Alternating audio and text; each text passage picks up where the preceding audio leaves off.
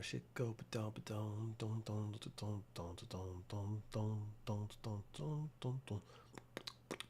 on, come on, pop that up.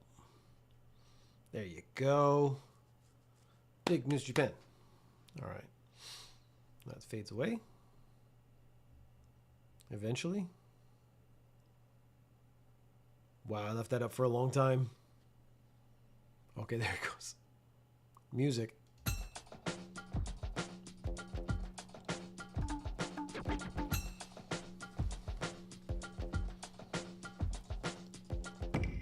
So you may have missed me. You may not have. You may not have noticed I was gone. But over the summer vacation in Japan, I didn't do anything. There's a lot of changes at home. People changing jobs. I don't want to say much about that.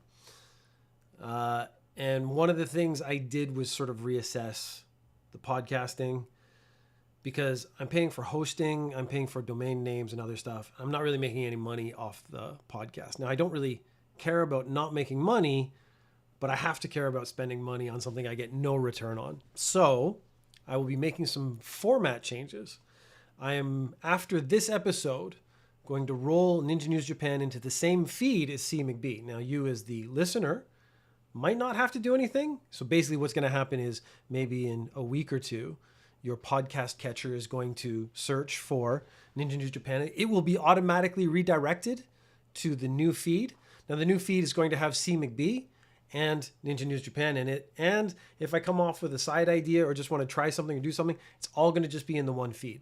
So my recommendation is if you're not interested in C. McBee, just skip those episodes. I would actually prefer if you gave them a shot. I mean, they're pretty good. They've actually been improving since Jordan and I have been started talking to each other. But again, I can't. Some people are here for the news. Now, the people who listen to C. McBee, they're having the same problem. Maybe they don't care about the Ninja News Japan episodes. Someone's not going to be happy. I mean, that's really the short version, and I know it. But I pay for hosting, and I don't want to pay for that anymore. So I found a free host that would do like one feed. I can redirect everything over to there.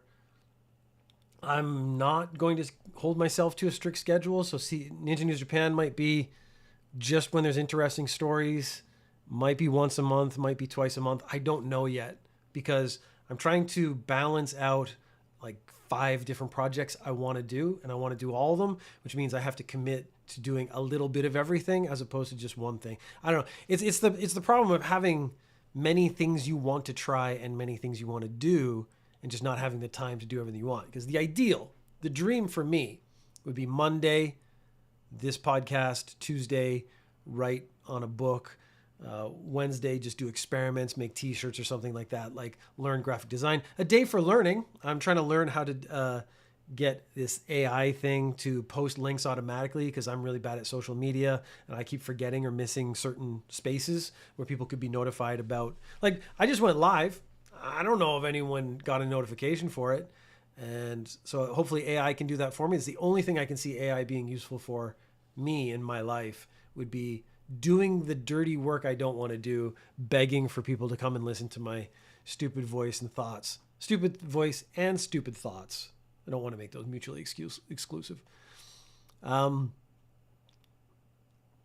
so there's going to be changes coming up. I did want to make sure there was a final clean Ninja News Japan on its own feed so that anyone who does listen to it, they want to get super upset, they can just quit. I don't know. I'm making it as easy as possible for people to abandon the podcast. I'm not doing that, but I think I have a sense of understanding of like people don't like change. And so I'm prepping you that there is going to be a change, but I think the change will be better in the long run. I think the Ninja News Japan episodes will be more focused. The problem I've been running with Ninja News Japan, we're like 370 some episodes. So we're talking like 6 years, 7 years, maybe more. You do about 50 episodes a year. I think I've said everything about the stories that sort of prop up.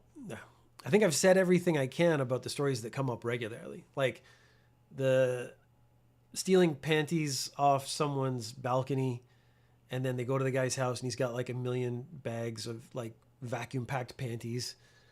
Like, I had a lot to say the first time I read that story. I don't have a lot to say about it anymore, except the same thing I said before. So my natural instinct is, well, I'm not going to talk about that. But then how picky am I going to be about the news? So that's the problem, is I want to talk about the stuff that is interesting, different, culturally appropriate, as opposed to just doing the same almost clickbaity story over and over again, hoping people see the word panties and then like want to listen to the podcast. It's integrity, but integrity is actually a great way to not get people to listen to your stuff.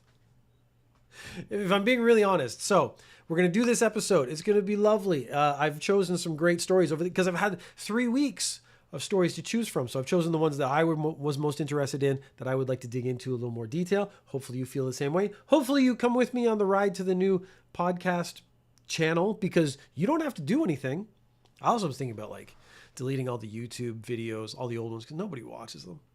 But I was like, again, the people who do SEO and stuff are like, well, it's better to have it there in case one takes off. I don't see that as being a realistic thing. Like, do you want to watch a video this 5 years old about news that was happening 5 years ago? I don't think so. So I think that should be rotated out after a while as well.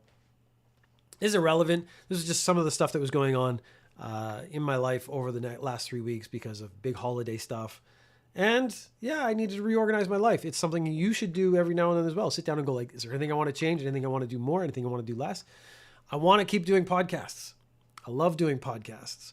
I want them to be better. So I don't want to get any feeling of burnout or lag or redundancy in my efforts. So that's just to put that right up front. You could stop and just not listen to the rest of this episode. This is the very weird chunk of beef chest attitude towards telling people stuff. Is like, you don't have to do anything. You don't have to listen. You don't have to join. You don't have to. But I have a lot of projects I'm working on, and I want to spend a fair amount of time on all of them, which means reducing some of the stuff that takes the most time. Editing these podcasts takes a long time. Recording them is not so bad. Research takes a long time as well. So I will be doing the same amount of research because I just like reading, but I will be more choosy, hopefully, in the stories I select.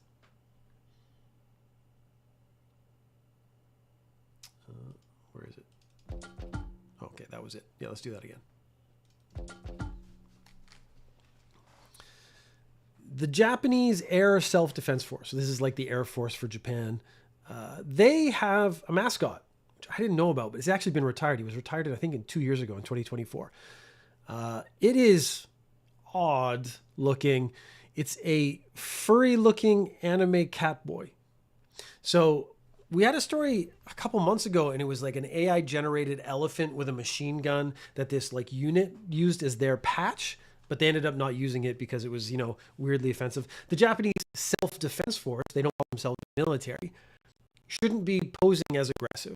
That's actually the thing that's most important. So the elephant with a machine gun was very aggressive and didn't sort of match. But man, cat boy, furry cat boy, that doesn't match my image of the Air Force either. So I think there's a real balance issue going on with the people who are designing these like mascots and logos.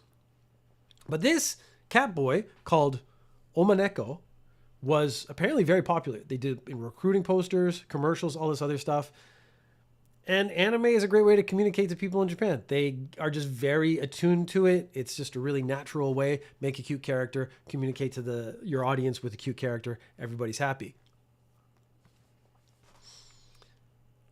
But maybe you were really into Omaneko and you were really into the cat boy that represented the Air Self-Defense Force in Japan. Well, he's not gone because they are making a figurine that you can buy. So this is going to be like a figure. It's going to be posable and stuff.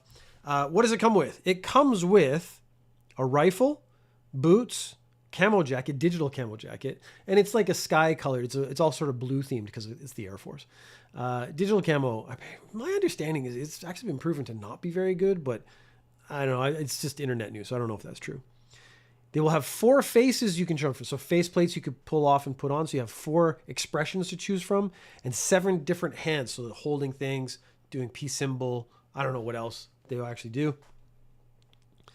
For the figurine, it will cost 9,460 yen.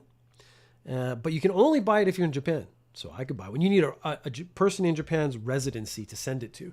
So these are going on sale. They're pre-ordering now. So if you would like one, if you would like your Omaneko figurine, if you send me I should make, see, like, here you go. This is integrity.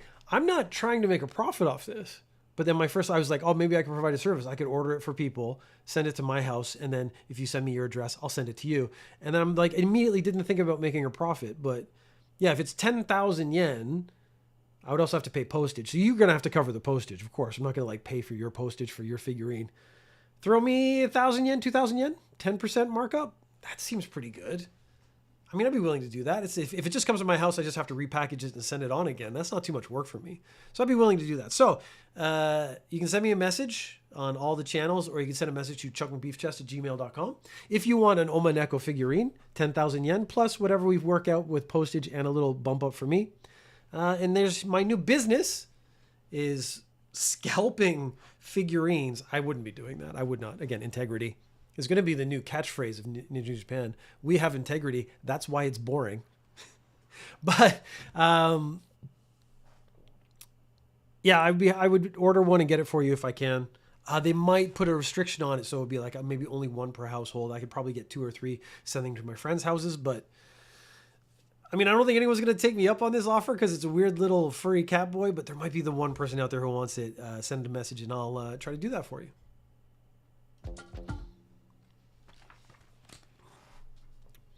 There's a story that's come up dozens of times over the last few weeks. The temperature in Japan has gone insane. The office I work in, the air conditioner broke the other day, right when we were coming back from the holiday. And it was just like, it was hotter in the room than it was outside. It was muggier in the room. It was like people say it's like going into a sauna as an expression. This was literally like going into a sauna. Like you felt the hot, wet air hit your face when you went into the room. You immediately started sweating. It was disgusting. All I can do is hope they fix that right away. One of the things they did in Japan was like, hey, maybe companies should allow people to wear shorts to work. And then immediately came up with sunehara, which is hair leg harassment.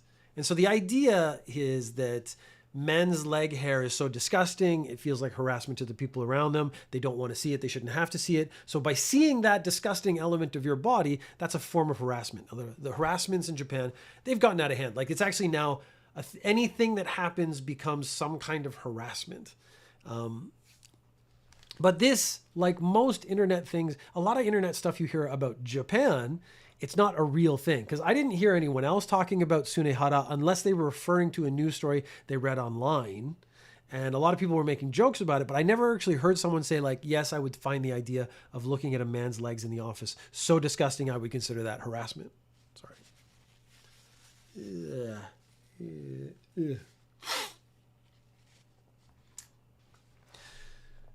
So the question is, where did this come from?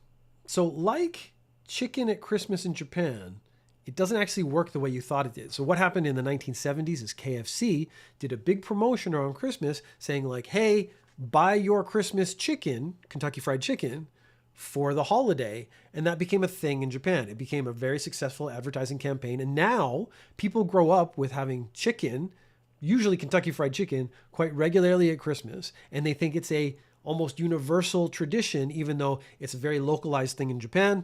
And it's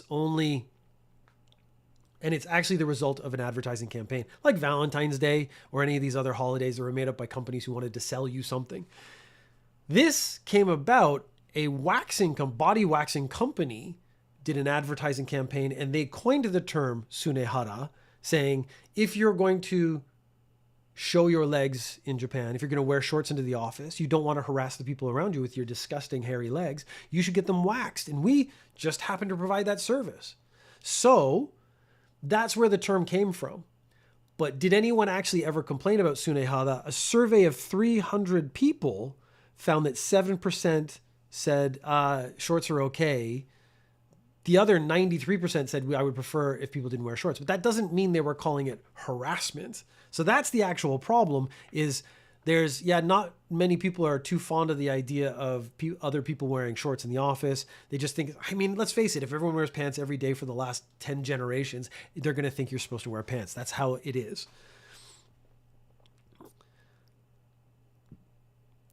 One of my favorite websites, bengoshi.com, they looked at the same thing and they said, like, is this harassment? Well, showing your legs is not harassment because women can wear shorter skirts. They don't necessarily have to shave their legs. I think it is a cultural thing that most women, if they were going to show off their legs, would shave their legs. It's, again, a cultural expectation. That's pretty normal. Men don't have the same cultural expectation, but you can see they're also expected to wear pants most of the time, so it's not an issue. So you sit this sort of weird back and forth. Yes, there's double standards. I'm not actually saying one's right or wrong. I think if you don't want to shave your legs, you shouldn't have to shave your legs. I think if you want to wear shorts, you should wear shorts. I'm very free in my ideas.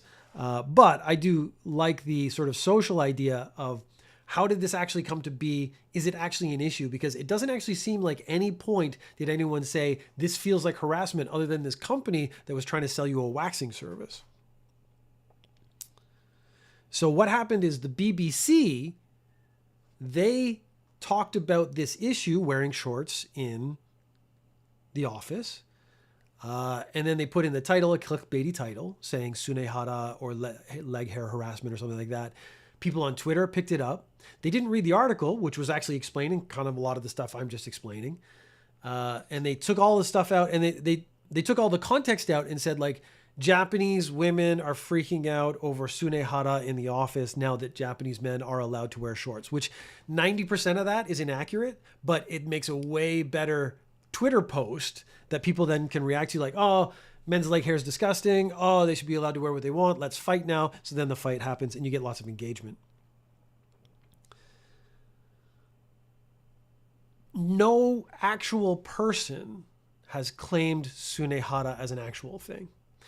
I know this is very similar to something that just last week I heard about was nipple harassment. And this is men wearing tight shirts so that you can see their nipples, and some women find that disgusting. And they were trying to equate it, but I could see the immediate articles started talking about nipple harassment. No one actually said that. I think the women were saying, like, this is an unappealing thing.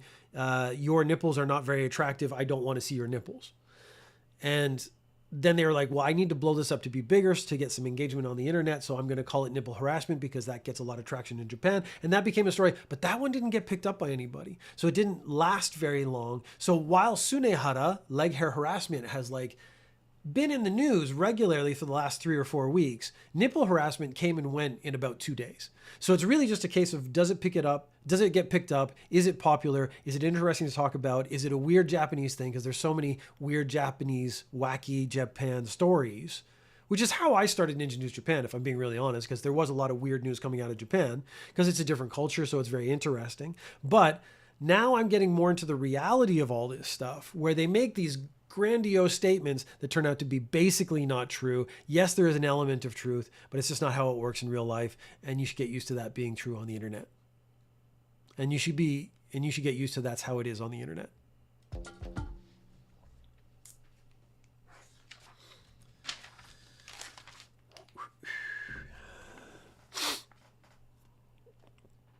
A woman was arrested. She placed over 2,000 online orders with zero intention of actually paying for or getting the items. So she spent a year buying stuff from this anime company, manga company. And she technically bought 27 million yen's worth of product, but didn't actually pick any of it up, didn't actually accept any of it. And the way she got around it was, you can, in Japan, so maybe I live in an apartment, I don't trust my mailbox, or I'm going to get a big package. I can actually have it sent to a nearby convenience store. And then when it arrives, I will go to the convenience store. I'll show them my receipt. They will give me my package. I'll pay them whatever I need to pay them, maybe some postage or maybe nothing at all because it's included in the actual service. I haven't actually used it, which is why I don't really know the details too much. But if you don't show up and pick up the item after X amount of days, they just send it back to the company that you bought it from. So it's returned and you don't actually have to do anything. So this woman was ordering stuff to the convenience store and then just forgetting about it, not picking it up. But the company has to, like, if you think about the logistics, has to send it to the convenience store, has to have it sent back. That costs money. So they were trying to say, like, she's ordered so much stuff, 27 million. Oh, it was $27 million. Not 27 million yen. Like 27 million yen is still a lot of yen. But in dollars, that's way, way more money. We're talking like billions of yen that she's actually spent. So she must be buying like rare manga or stuff that's limited edition and stuff like that. She would do cash on delivery and then not pay the cash, so the postman would have to just take it back. She had over 238 different accounts so that she could place the 2,000 orders, because I'm sure her accounts would get banned. She would start a new one, account would get banned. She would start a new one, account would get banned, and on and on and on, infinitum. They're estimating that the logistics cost up to 7.5 million yen alone.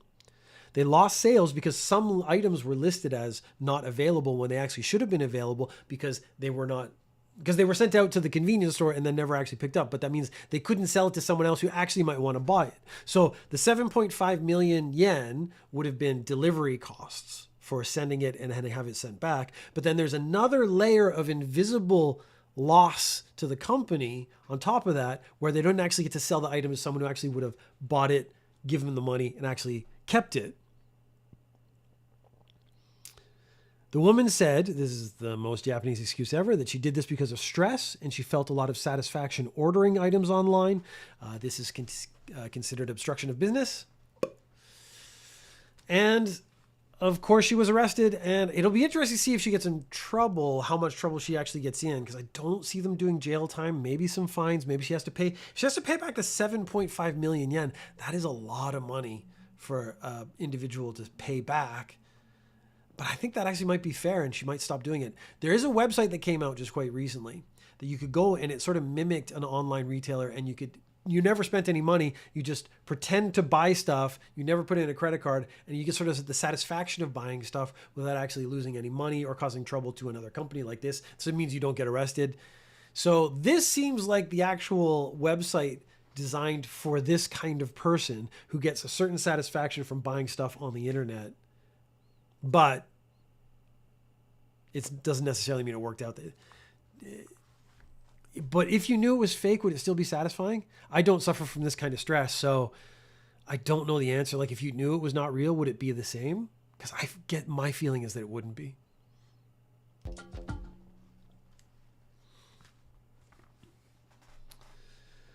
A former world boxing champion. He got married back in 2015. And it didn't really go well. They weren't well suited for each other. So they separated pretty quickly. By 2022, they were living apart, but they were still technically married. The woman, the wife in this case, did not want to get divorced because she wanted, if something happened to him, she would get all his money. He is a world champion, so I don't know how much money he has, but he runs a gym. He's probably got like the money from the purse of the fights he's won. So he's probably well off. The boxer moved in with his mistress slash model slash receptionist. So, that's a very natural progression that you have a receptionist who's really hot in your gym, and he's paying the money. So they shack up together, but they are together from about 2022. So they've been together for quite a few years, but not married, because they're still not divorced. So they can't get married, although they can live together. So he desperately wanted his mistress to get his assets if he died or something happened to him. He's in his 50s. She's 20 something. So there's a big age difference. So he's actually thinking about end of life stuff, where she's thinking about beginning of life stuff, and he's trying to take care of her. His wife refused divorce. We don't really know if it was malicious. It seems like she wanted more money from him. So if they got divorced, she wouldn't get the money. So he came up with a scheme, and boxers get hit in the head a lot. So that might be one of the first indications of how this scheme kind of went wrong. He wanted his parents to adopt his mistress, which would make his mistress his adoptive sister. And that way, if something happened to him, he'd be leaving it to a family member, and it would be very difficult to contest, versus it goes to his ex-wife because she's his ex-wife. I guess not ex-wife. It goes to his wife because they're still married.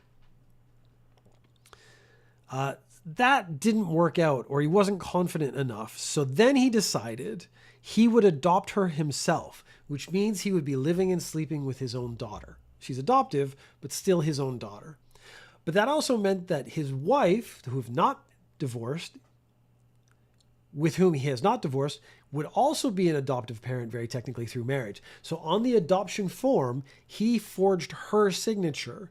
So the wife found out that someone was going around using the same last name. So she went to the National Register, which is, I think, very public, and she got the information. She could get his information very easily because she is his wife. Found out that she had apparently adopted a daughter that she was unaware of, and then said, look, this isn't my signature. I didn't sign this. And then he gets in trouble.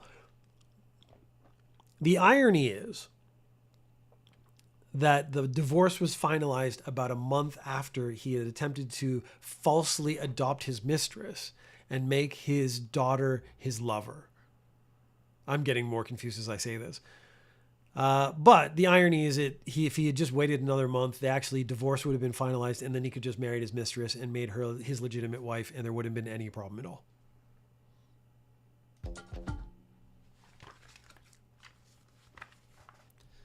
There was like an official in Akita, and he was dedicated to his job. I mean, that's really important.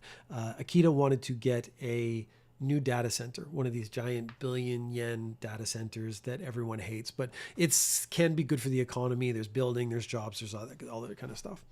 And he's dedicated, so he is refusing to miss a press conference that he's supposed to be a part of. But he joins the press conference via Zoom. And he says, look, I'm at home. We'll Zoom in. I'll tell you about the data center and what I want to do with it for people or stuff. I don't know. And, I'm wearing very casual clothes, so I don't want to turn my camera on. After a while, one of his colleagues is like, dude, you got to turn your camera on. You're talking about the data center and stuff. You need to turn your camera on so we can see your face. Now, he's wearing a bathrobe. So maybe he's had a very relaxing bath with his wife, because there's a person in the background who's also wearing a bathrobe. So they've had sort of maybe a very luscious morning or afternoon. They didn't actually say what time of the day this was. It's my day off. I'm hanging out in a bathrobe with my wife. Nothing wrong with that. Then someone took a look at sort of the background. Now, there's people watching this, and the video went online, and someone said, that wallpaper doesn't look like normal house wallpaper. Like you can see in the room I'm in, very boring white wallpaper. You can't really see that wall very well. There's like palm fronds on it. I actually hate that. I was going to cover it up with soundproofing, but it's just not worth the money or the effort. But it was more just to have this complete black aesthetic is actually what I was thinking of. But there is a place where this sort of very outlandish wallpaper gets used very regularly, and those would be love hotels. So the question then suddenly became, is this politician doing a Zoom meeting, sort of press conference, from a love hotel with his wife? But if he's with his wife, why would he go to a love hotel when they could just behave that way at home? So now the question is he doing a press conference from a love hotel with his mistress in the background? And is that a good idea? Well, let me tell you, it's not. Of course, because it's easily verifiable, you could actually go into the guy's house and see if the wallpaper is the same. You could maybe, if you frequent enough love hotels, you actually could recognize the style. Love hotel rooms do have a distinct style. If you've ever been in one, that feeling is similar across all of them. There's an aesthetic that they use. Then someone's like, look, I'm going to call your house if you don't come clean with what's going on right now. And he had to admit that he was at a love hotel with his mistress. He was demoted and got a 6-month suspension. And then he probably had to go home and tell his wife why he was suspended for 6 months if she didn't hear the story directly. And that's got to be a really rough day.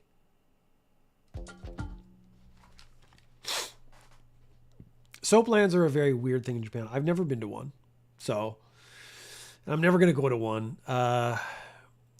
What it is you go in, it's usually directed towards men, and you get a massage, and it's like you get like oil or sort of lotion massage, and the videos you'll see, the documentaries, life videos you see on the internet generally have a nude or near nude woman rubbing her body up and down on you, and that's the nude massage, if you want to look up that category. I never saw that as being good. The thing is, I'm always got a certain amount of physical pain, so I actually want a real massage. And if I choose a masseuse, I'm going to choose like the biggest man with the biggest man hands there so that he can massage me properly. So for me, massage is not really a sexual thing that often. For me, it's like a real pain relief thing to try to get my body back in order.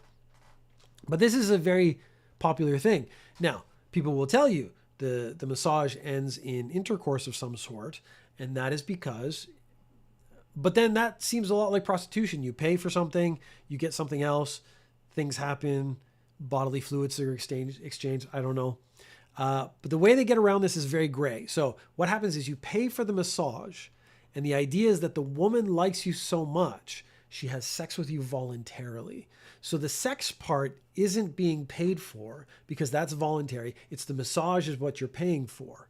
And this very legally, I think we all know that's not true, very legally counts. So that's how these companies, these soap and places have been able to basically keep going year after year after year because they've been around for 30, 40, 50 years, who knows. Now, the reason this became a story is a woman went to work. She had a 39 degrees Celsius fever. So that's like 102 degrees Fahrenheit for our American friends. And she's like, look, I'm sick. I'm trying to tough it out. It was a training thing. I don't know what kind of training you would actually do because I don't expect these to be professional masseuses because I think that's why no one is going there.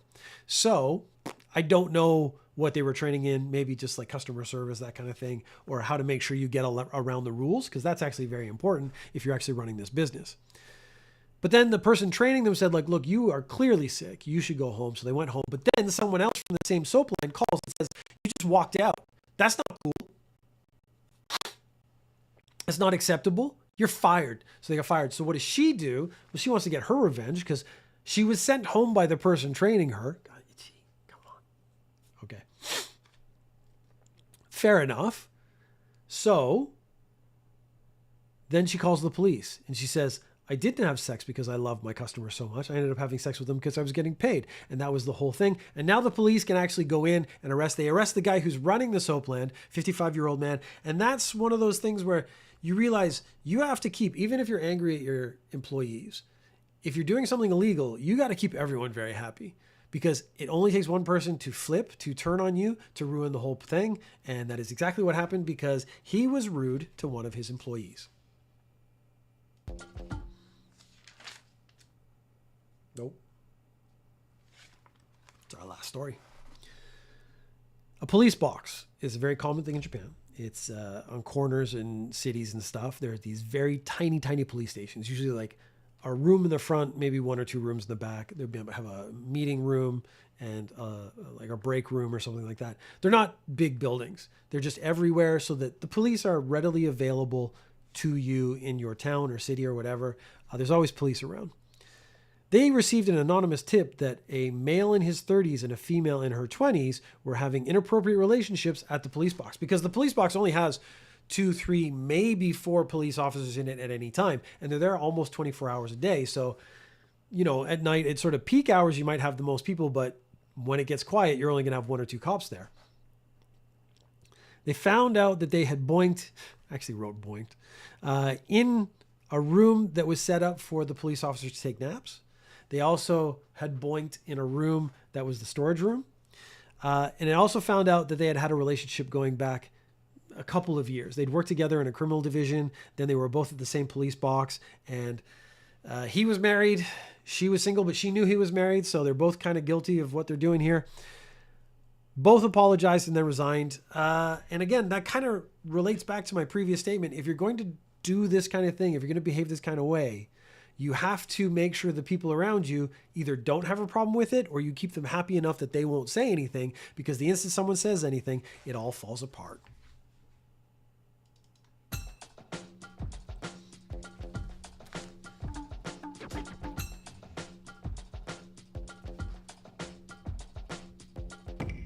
Okay, so I'm going to stop, edit that, post it, and then spend the rest of my evening organizing. My plan is on Tuesdays, I'm going to do a lot more streaming if I can get away with it.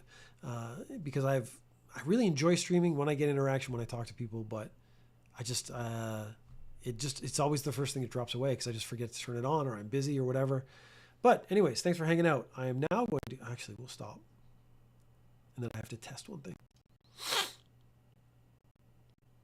Ooh, I have to see if Kick is working.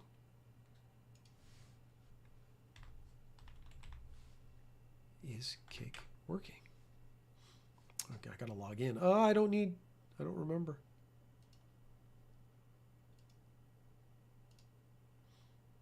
That is not it. Oh, no. I don't think I remember my password. That one looks right.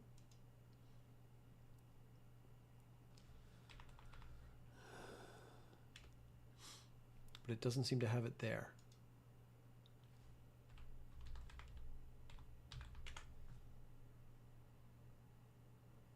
Nope. You get to watch me like try to do my password.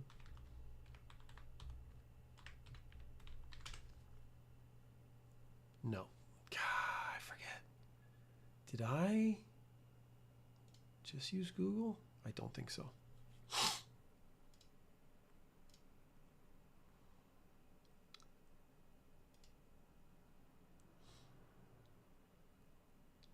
Stop it. Get all these things out of the way. No, I did. Okay. No, please stop. Please stop. Please stop. Yeah, because I actually have my profile picture there, which means this is actually my real thing. So let's go to dashboard. Y'all not built for this? I mean, we just fucking climbed it. What do you mean? Where's my dashboard, though?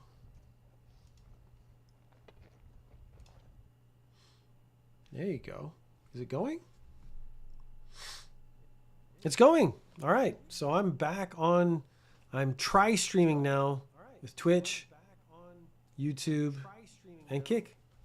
So I'm going to stop. But when I start playing games and stuff, there you go. We'll be back at